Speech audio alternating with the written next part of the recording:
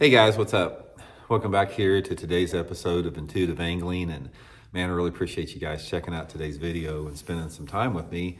And today I'm going to be talking about why I will not be tuning in or watching the Bassmaster Classic down at Ray Roberts Lake next week. Going to sort of go over that in today's episode, and curious to get your guys' opinion if you guys are going to tune in on that as well. Also, guys, before we get started, just a couple quick things. I just wanted to extend a thank you to everybody that's been taking time last week to hit that subscribe button here at Intuitive Angling. We're trying to get to that 150,000 subscriber mark, so I really appreciate that. And I wanted to pass along one little tip with you guys. I think it'll help you out over the next month. One of my favorite ways to catch bass early in the spring before anyone does it is with a buzzbait, a big buzzbait. Like this is the Mega Bass Jamaican boa buzzer. It's got a really big blade on it.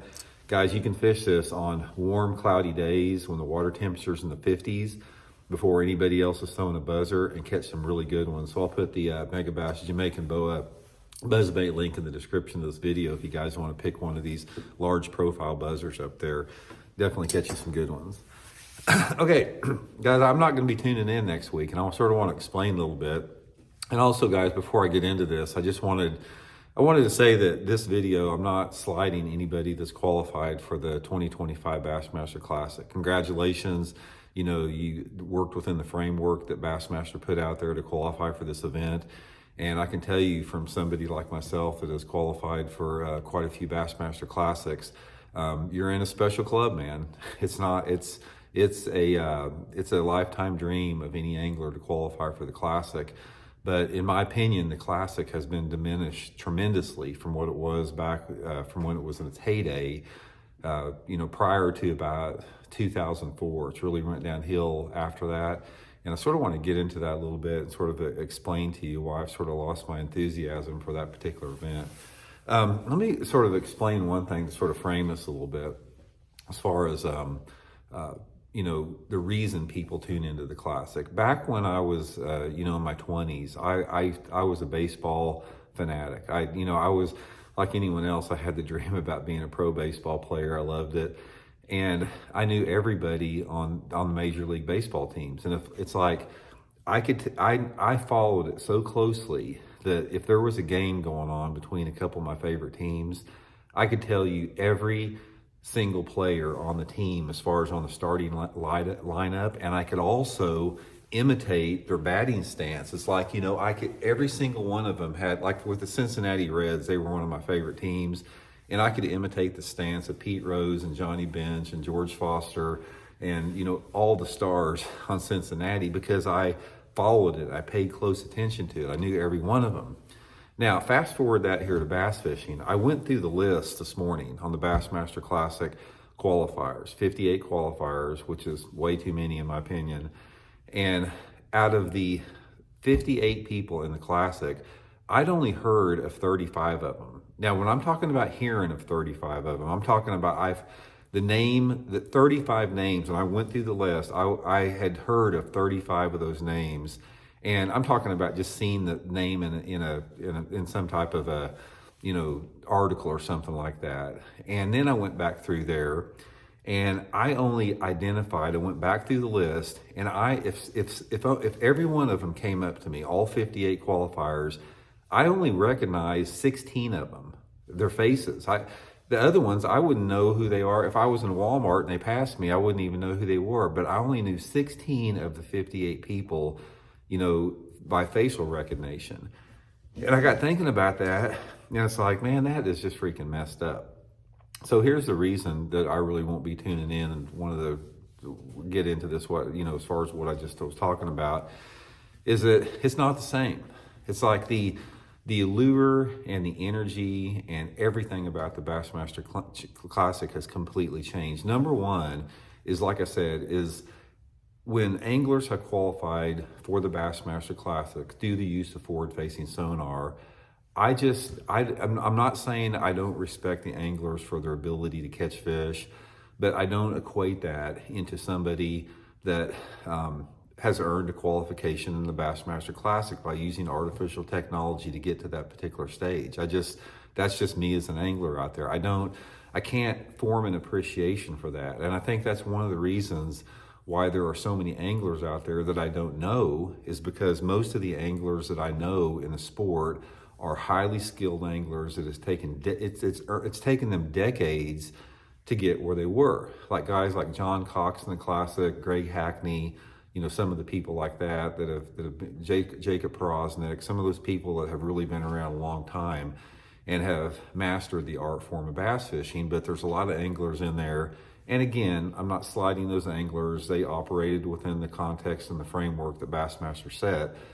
But there's a lot of anglers out there. The reason I don't know who they are or have never heard of them before is it's part of the overall trend that we've seen, not just in Bassmaster, but in every single organization that allows forward-facing sonar, about anglers that simply do not have the dirt time and the time on the water and the skills to be able to achieve that level of success of getting into that particular event through artificial technology. And again, that is just the framework of the organization. But nevertheless, how that pans out for me is I just don't have that interest. It's like I don't have, there's not that feeling of following somebody that you followed all year long and you got to know just by following. It just doesn't exist anymore like it used to.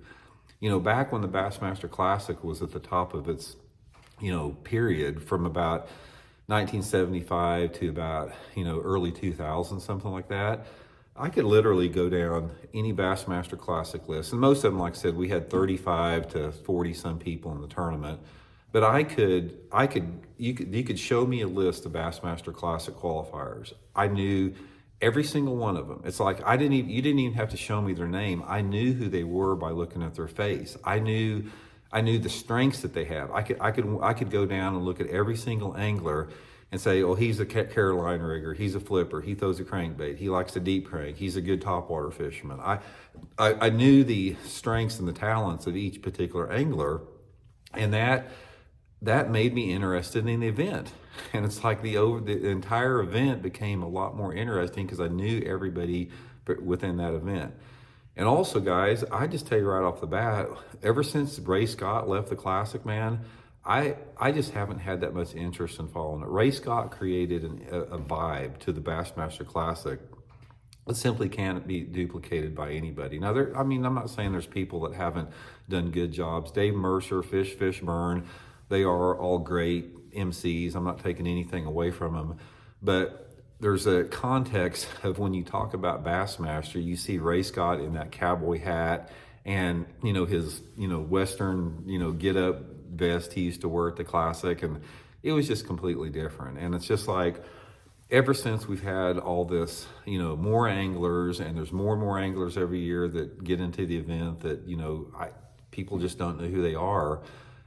It just loses some of its appeal with it. And ultimately, like I said, I think the overall riding thing on this thing is I have just not been happy with the way Bassmaster has been running the organizations. From everything from the rules we've talked about to the whole forward-facing sonar debacle, everything like that.